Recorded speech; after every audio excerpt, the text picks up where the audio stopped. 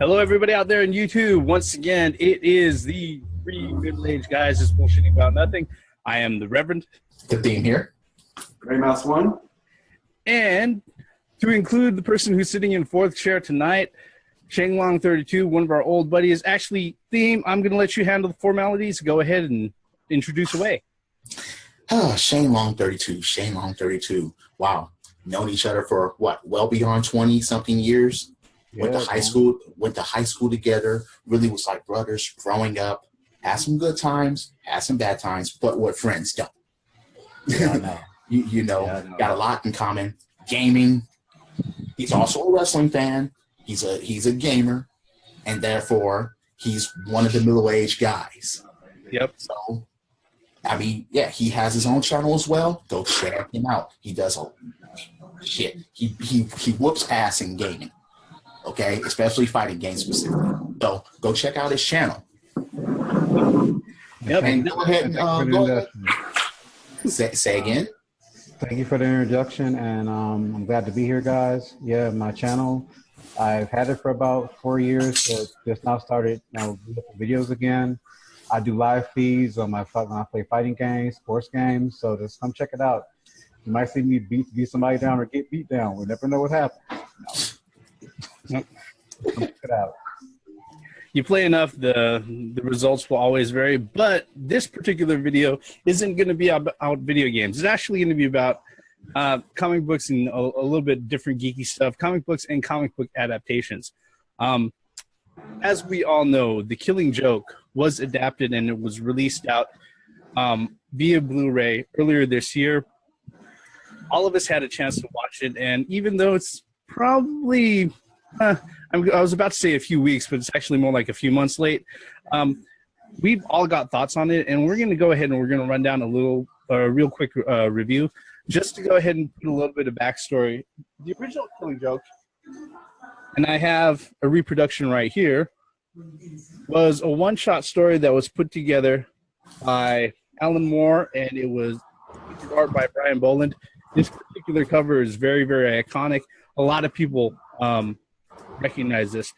Basically, it was a one-shot story that came out in 1988 that went out of its way, and it pretty much typified, hey, look, everybody out there, if you're talking down about comic books, if you're saying that, oh, only idiots and 3-year-olds are entertained by this stuff, this was like the prime example, pre-90s, that everybody went ahead and put forward and said, no, if you have the right writers and the right artists, they can put together a really, really mature storyline and a really compelling story that'll make people look at this and they'll go, this isn't for fucking kids. All right? Mm-hmm. See, the thing about it is when people think of comic books, they think of the goody-goody always, Superman, and, you know, they just have that image for the most part as far as the goody-goody person, saving the day, corny type of stuff, and that's it. They don't have an open mind in order to fucking go out and branch out and experience different loads of comic books or even characters for that matter. Well, yeah, or their only particular exposure is what they see in the Sunday comics, the stuff that's in the color pages. Oh yeah, and, the funnies. Yeah, exactly. And let's just some of the funnies is more entertaining than most TV shows. Yeah, but let's just be truthful. You know, majority of the comic book industry has pretty much thrived on what they call their young enthusiast audience. All right, these are the young kids, and they're trying to market off to kids that were like preteen. Okay, and then once they got into middle school and high school, they were expected to go ahead and let that go so that they could actually get on to being a teenager and on to being an adult. Now, as we all know, when you're a geek, one of the mainstays of a geek is that you don't let go of things that you love as a kid. All right? Nope, you don't. And, you know, this particular story, like I said, is 20 years old. The folks who really, really endear themselves to this, they were teenagers or they were kids at the time that this came out. They're already in their 20s and their 30s at least, okay? In fact, for a long time, The Killing Joke was one of those stories that people wanted adapted out into an animated form at one time or another, but Warner Brothers and DC balked at the idea for the longest time because they weren't sure that they could not that they could do the story right, but that they could go ahead and do the story in a way where they can market it out for a lot of people. Because the truth of the matter is that due to the nature of the story and the content of the story, if you start cutting things away from it to make it PG-13, It's gonna take a lot away. Yeah, it doesn't work at all. No. All right. Before we actually, I go ahead and I monopolize everybody's time. I've already been talking a lot. Guys, the floor is open. What was your thought of the animated version that we saw earlier? Just didn't like the way it ended. It's exactly the way that it ends in the comic book, though. But I don't like the context of how it ended. Yeah. The ending basically said the whole name, the killing joke, which basically was the joke at the end. Understood. But I'm talking about the whole. Wait. Let's talk about the contrast of Batman and the Joker when what they had been throughout the fucking decades.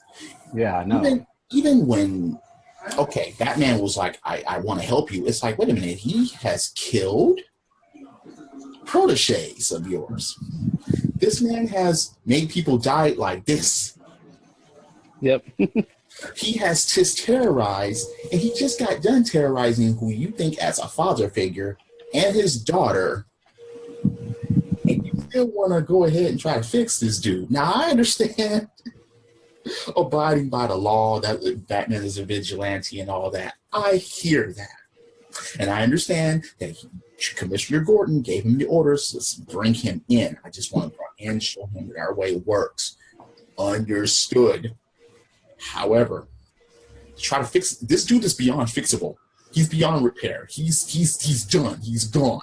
So for Batman to say that, it's like, no, it's not, not gonna work.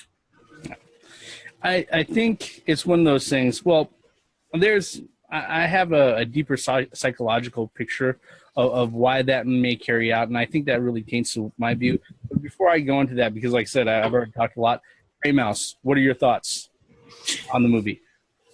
I personally think that it ended proper. That's the way it should have ended. Because I was a big fan of the comic book. I've actually read the comic book back in 1988 when it was released. And I think that joke at the end was exactly how it was supposed to end. It's a metaphorical joke, and it kind of explained the relationship between the Joker and the Bats. Within that joke, it's like, Batman will offer that bridge to come back from from wherever the Joker was, but is that bridge a real bridge, or is it a bridge of light that the Batman is going to turn off between those buildings? So I really thought that was the perfect ending to it. So that's just my opinion on that. And then the only thing I had a problem with in that whole movie was the beginning. Okay. To me, it was very unnecessary. I understood they wanted to give Batgirl more context within the story, but I personally think it was very unneeded, and especially the bat sets. That was completely unneeded. I think it really took away from what the original story was about, but I understand why they did it, but I don't agree with that 100% at all. Before you go on, let me go ahead and touch on the ending really quick, because that's the first thing that we touched on, and then let's go ahead and jump back in and we'll expound on the beginning of the movie, because yes, I have some misgivings of that too. Okay, to tell you the truth, the ending of the movie is probably the ending of the actual story itself, as it's written in this particular one-shot story, was the hardest thing to sit there and kind of carry across, because the one thing that a lot of people say if they've read the actual story is they either love the ending, they hate the ending, or they're at the point where they're like, I have no fucking idea what that means. Okay? Because I haven't said anything yet on that. Yeah, I mean, because, well, before you do that, okay? Because if you see the way that it's actually written, the last few panels where they're laughing, if you notice, they're laughing together all the way up until this point right here, and then it's just Batman laughing, and then it's just silence, and then it goes to black all of a sudden. Okay, in the animated adaptation, you could still hear them both laughing. What a lot of people have said, as far as, you know, long time 20-year-old theories about, you know, what actually happened there. A lot of people have theorized that Alan Moore actually wanted it, or he left it open intentionally. But the way that everything is toned was that the reason why it's called The Killing Joke is that this is finally the thing that caused Batman to kill the Joker. Mm-hmm. Okay, that's what the big theory is. Okay, that's what the theory is. Yeah, that's what the big theory is. And it kind of, like I said, it kind of relates back to what I think some of the psychology that some people like dig into. My thing, like with what the theme said, you know, why is Batman going out of his way to save this guy? Because the truth of the matter is that as soon as it becomes easy for Batman to let the Joker go, then it becomes easier for him to just sit there and say, oh, who else am I chasing down? Exactly. Well, they went ahead and they bugged me before. I'm just going to throw them off the fucking roof. Harley Quinn, she's going to get hit by the Batmobile. Catwoman, I'm going to go ahead and I'm going to string her upside down, you know, and let her drop into the fucking kibble and bits machine. Well, I agree with that. Here's the thing about it before Gray Mouse goes. Bringing him in, I don't see a problem with. Him leaving Joker alive, I didn't see a problem with. But to say, I can help you, it's like, that ship has sailed. All right, well, from what that's just the way I feel about that. Yeah, I can see that. I was looking at the ending scene. It was kind of like, I guess, what I've seen was like, yeah, you've been killing people, but yeah, I've had my dark side too of stuff I shouldn't have been doing either. So he was trying to say, I guess we're saying kindred spirits. I understand you must have had a pain that made you go to where you're going. I had one that made me go to where I was going. Maybe I can help bring you out of yours because I can't get out of mine. But the laughing at the end with the joke, to me, it was fitting because during the whole thing, you've seen how he tried to be, we're going to go over what he was trying to be, and it didn't work. And the fact he threw a joke at the end wasn't exactly funny, but Batman decided to laugh. And they were laughing about it for a while. It was a symbolic thing between those two. And then when it just cut the credits, you kind of got an idea that somebody didn't walk away. Yeah, and that's kind of how I don't know who it was. Yep. Sorry for interrupting you, Gray Mouse. What were you going to say? I'm going to say I saw it differently. I didn't see it like nobody didn't walk away from that. I seen it like if Batman Joker get past what created the Joker, he could get past the same thing that created the Batman. Is what kind of it was very. The ending was very, very deep. It's very deep on both sides. Yeah, I mean it's one of those things where it's like the great thing about this story, especially good stories, is that you're going to have people talking about these stories for a long, long time. Yes. And again, this story was originally put out in 1988, almost 30 years later. Yeah, almost 30 years later. We're still debating over the ending of this story. Now that kind of brings us to the rest of the story part for the Killing Joke adaptation. And as Gray Mouse went ahead and brought up, there was that stuff in the beginning, the padding material that they went ahead and they added to the animated version. Because the reason being is that the actual comic book issue itself of the Killing Joke, the one-shot story, is only 36 pages long. Okay. I don't think they could have stretched that. No, I mean not without sitting there and diluting things out. The thing about it was that they had to have a way to go ahead and make it into at least 40 minutes. Because with the 36 pages as it was, it probably would have been like 20 minutes maximum if they just did a straight adaptation. So they added the extra stuff, which has been the source of the biggest criticisms and ranting about this particular adaptation. I wrote that earlier. Yeah, who wants to cover it first? I know Gray Mouse, actually you started. Let me go ahead and let you continue on with your thought from when you started chiming in. Well, like I was saying, you know, I mean, the filler content, I mean, I think it was fine that, you know, Batgirl and Batman went on, you know, things on their own. But the thing that really got me was that bat sex part. I mean, everything else was fine. I just really felt that was like, why was that even there? You know? Well, I got some. Bat sex. Bat sex. Seriously, it was just. I got someone to say about that. I'm gonna let you finish first. Go ahead, Shane. Go ahead. Shoot. Okay. I'm probably one of the few people who didn't read the graphic novel, but I never knew about it. And from beginning to end, that sex part to me didn't really ruin it for me because you didn't know. I didn't know about it to begin with, and to me, it kind of just went along with everything I was looking at. How it seemed like he was protecting her, about how she was saying she was the best he had. How you could tell she had a crush on it. He had.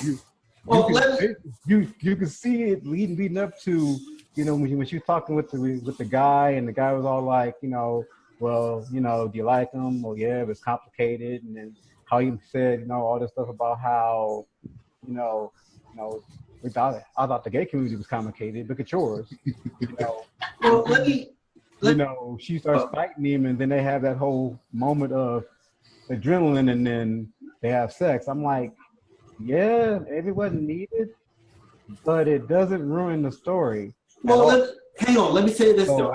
I never said that it took away from it. I never said that. It's just unnecessary. It didn't take away from the story. I just thought that it was unnecessary to the story.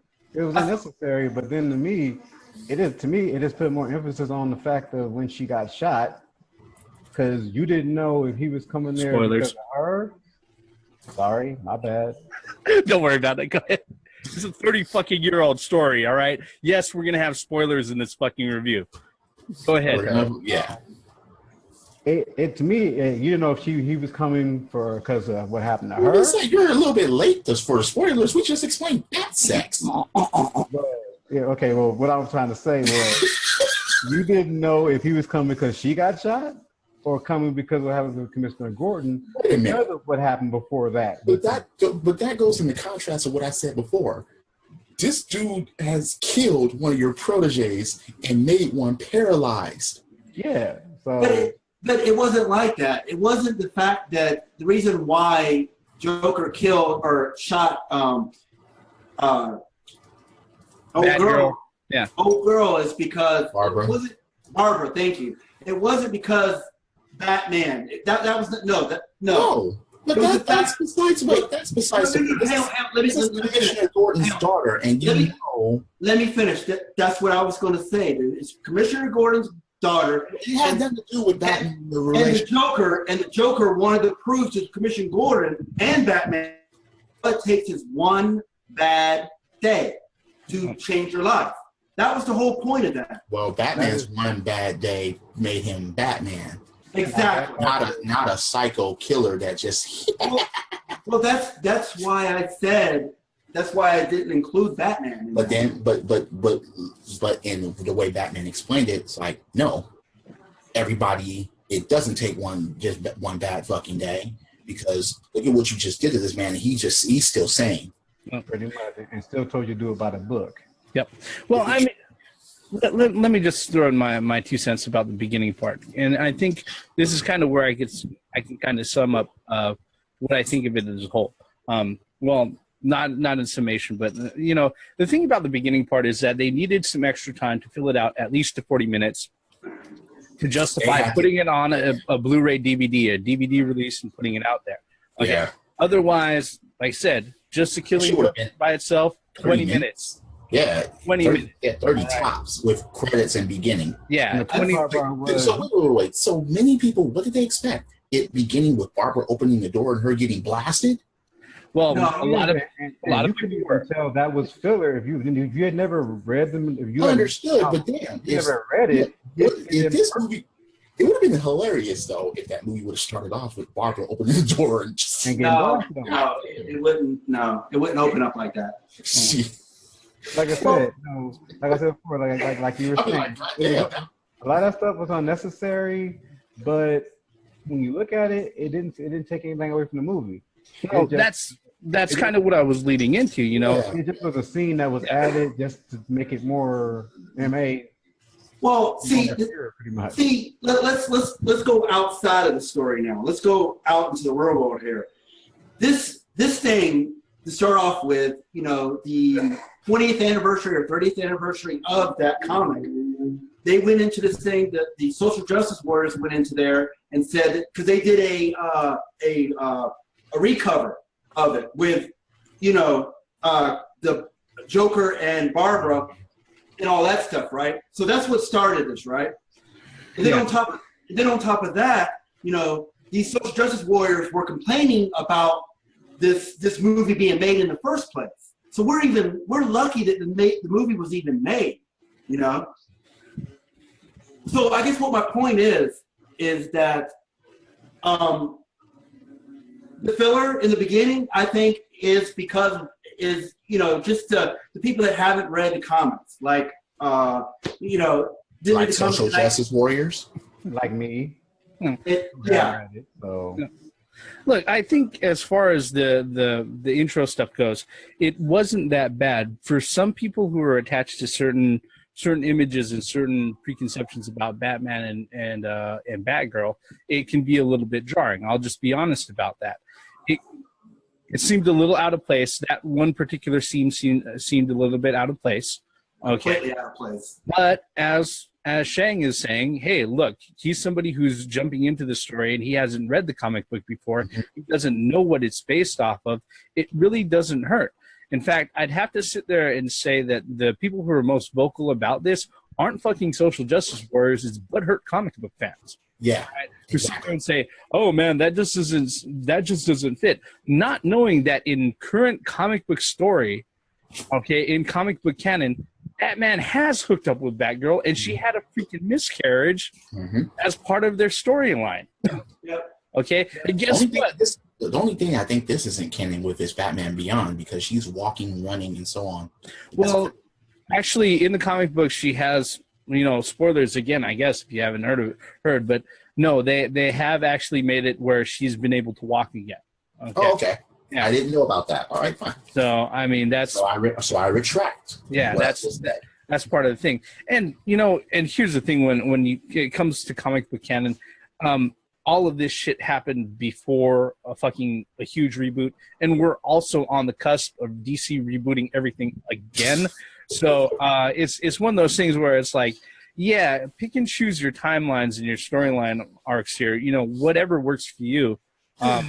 No, that's one of the main reasons why I don't understand comic book gurus are having such of a fucking hard time with this, knowing that stories, and more stories have been rebooted, reconstructed, retold, more universes, even in video games, in movies. Everything is not fucking in one direction. Well, see, fucking canon. I understand that. I understand that, but they want a reason to cry. I understand that and everything, but a lot of people, just like pretty much what I hate to go off here, but same thing like with Zelda. You know, I don't believe that the CDI version of those games exist. They exist. So that's the same. Now let's put that back into perspective of comic book geeks. Some people believe that the Killing the Joke is the pivotal point in the Batman universe, and it is, that created the Oracle. Oracle, and then everything that happened after that, or, you know, Killing Joke further into the future, right? Oracle is a very pivotal character in that universe. Yeah. And then, but the thing is, though, like you said, DC likes to fucking reboot everything. Yeah, and the truth of the matter is, when was Harley Quinn created and how? Well, I mean, even before we get to that, the truth of the matter is, Alan Moore himself did not write this story for it to be part of the regular continuity. And that crazy wizard has been on record saying that. You're right. You know, it was not intended to be canon. No, it wasn't. But the comic book geeks made it canon. Well, if they want to be mad about it, then to me, like I said, it was an excellent telling of it. Well, it was an excellent presentation of it, and if they can't get past one scene of her doing something with him, which they can't. I mean, okay. So we talked about the story. Now let's talk about the voice actors. Well, they have to. No, actually, the funny thing is that as far as the voice acting goes, I think it was fucking excellent considering the people. That's what I'm talking about. I mean, Mark Hamill got original voices of the animated series. I mean, come on. Yeah, you had Mark Hamill doing the Joker. Tara Strong was back to do Batgirl. Kevin Conroy was back to go ahead and do Batman. Unfortunately, they didn't have the original guy, Bob Hastings, to do Commissioner Gordon, right? But the thing about it, I thought Shane, I thought that either Batman was going to come out or a disco ball was going to. I was like, wait, what happened? I was like, wait, it wasn't your fault. That's why I was like, wait, what happened there? Yeah, dude, you just went X-ray, man. Yeah, but I was gonna say you went to detective mode. It was a technical difficulty for a second. Let's just call it that. Well, you're still connected, so that's a good thing. We're giving you crap. Come on. Yeah. We're middle-aged guys. We're middle-aged friends. Yep. I know. But like I said, the one thing that was excellent with voice acting, look, everybody was asking for Mark Hamill to go ahead and do that one bad day monologue that the Joker gives, to Commissioner Gordon, and he fucking delivers in spades. Now, how that compares to the actual animation quality, which I think was kind of below average for what Warner Brothers Animation has put out, I can go ahead and I can take that toss up. What about you guys? What did you like about it? What did you not like about it? Well, from what I understood was that Mark Hamill would only do. He pretty much quit the Joker voice, right? So he said the only time that I will come back. The only time that I will come back and do the Joker is through the Killing Joke. Yeah, that says a lot on Mark Hamill. Didn't he come back for Batman Arkham Knight? No, that was somebody else. Yes. Yeah. And as for the animation, I was looking more for a animated series style of animation, but I didn't find it completely jarring. I mean, you know what I mean?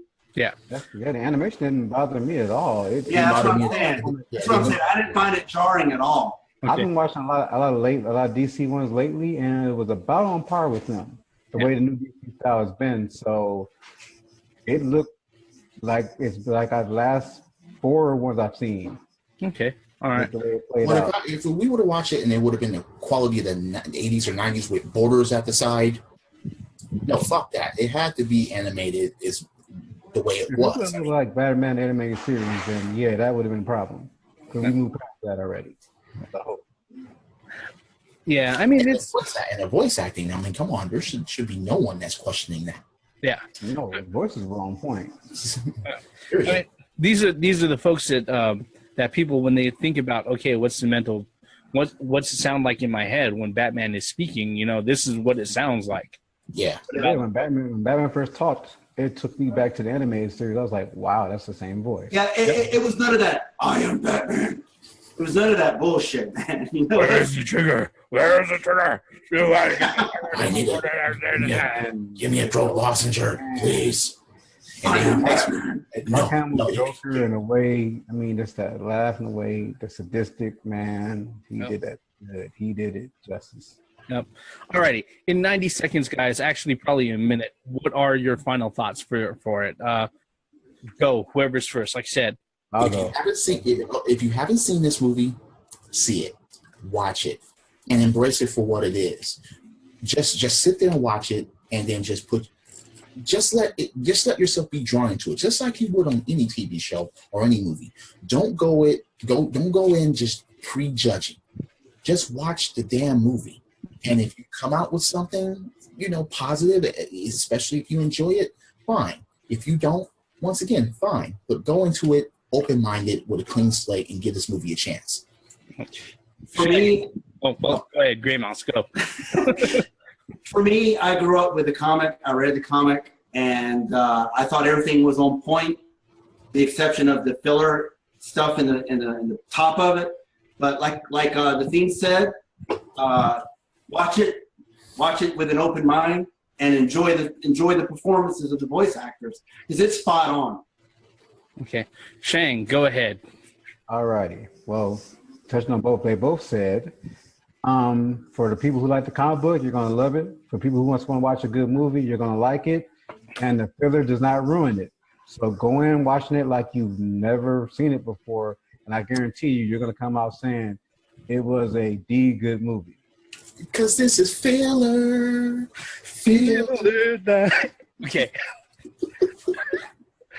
Another 80s flashback. Okay. All right. My thoughts on it, and I think I might get some comments for this, but I think it was okay. All right. And part of it is that now, since I've seen it, I also reread the comic book a few times to go ahead and take a look at it. And to tell you the truth, this story is not a good story for adaptation. It isn't. I'm going to say that right now. I'm not saying it's a bad story. I'm just saying it doesn't give you a lot to work with for adaptation. And that's part of the reason why Alan Moore doesn't 100%. Want. No, I mean, just in general. Great. Yeah, just in general. And there's a reason why Alan Moore doesn't like other people adapting his work. He absolutely fucking hated Watchmen. Okay, but granted, Watchmen was originally meant to be like a mini series of 5 hours long. Okay, but yeah, and they just yeah, thank you, Zack Snyder again. But like I said, Killing Joke itself, I think it's okay. The first part just seems a little bit out of place. I can appreciate it for the context that they're giving it within the actual animated adaptation itself, but I'm not sure if it's anything that was really needed. Okay, like other people read. I like the standalone story as it is, originally from the comic books, but if there's any sort of shortcomings that anybody has realistically from this animated adaptation, it doesn't come from the performances. It doesn't come from the animation itself. It comes from the fact that this story is not good for adaptation. I'm going to say it, and people are going to fucking hate me for it. Look, if that's the case, leave a comment below. I will answer it. But if they want to hate you for telling the truth, then like I said, logic is logic. That's my honest opinion about it. And that's what it is. It's opinion. Okay. Any other final thoughts, folks? Yeah. Go ahead, Grandma. Well, I was going to say, like the Reverend was saying, I mean, I could kind of agree with that as well. It's a tough story to adapt to animation. It really is, and it was originally a standalone story that actually got more popular than it should have. And that's pretty much the bottom line right there. Or like the Reverend pretty much said, they had to add the extra stuff in, or else it was going to be over very quickly. Yep. 20 minutes. You're going to complain that they gave you a full-length movie instead of a 20-minute. At least they didn't cut valuable shit out. Understand that. At least they didn't cut. Movie. Be happy you got a full movie out of it. So at least they didn't cut things out. Batman vs Superman. Oh God, don't bring that up. I should just watch that. Alrighty, and with that, I think that's okay. Now, before we go into it, did you guys give ratings? As far you guys want to give a final rating? A final score? Yeah, final score. All right. So what?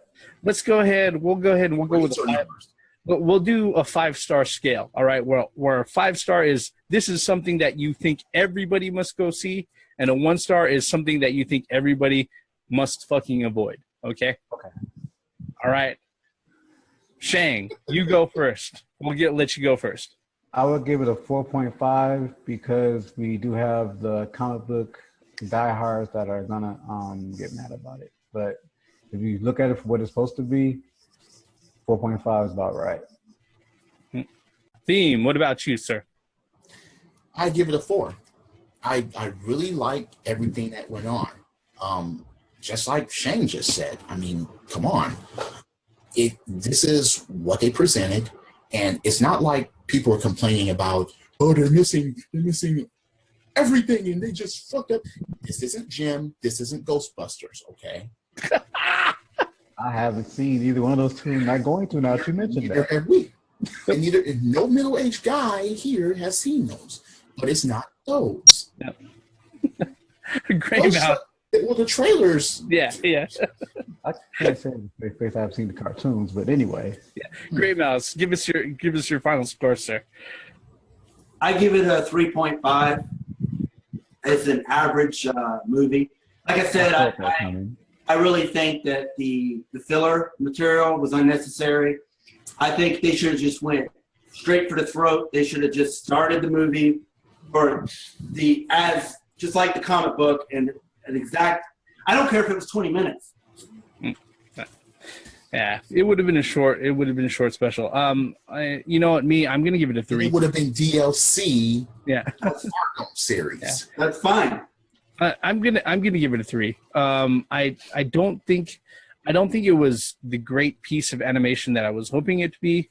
But I also realized that, like you said, the story doesn't adapt well. It doesn't translate to adaptation well.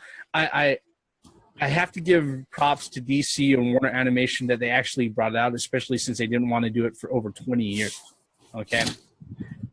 With that, we're going to go ahead and we're going to wrap this one up, folks. Like I said at the end of every video, if you're so kind, hit like, hit subscribe, leave us a comment below, especially if you disagree with any one of our points. I dare you to. We are the 4 middle-aged guys just bullshitting about nothing. We're going to wrap this video up. I am the Reverend. The theme here. Gray Mouse 1. And Shang-Long 32. Yes. Good movies, good anime movies. At least it wasn't Jim or Ghostbusters. Credits. Where's the trigger? Where's the trigger? You want to give it to an ordinary citizen. Where's the trigger? I'm Batman. Wrote Lonziger later. I'm Batman. That's truly outrageous.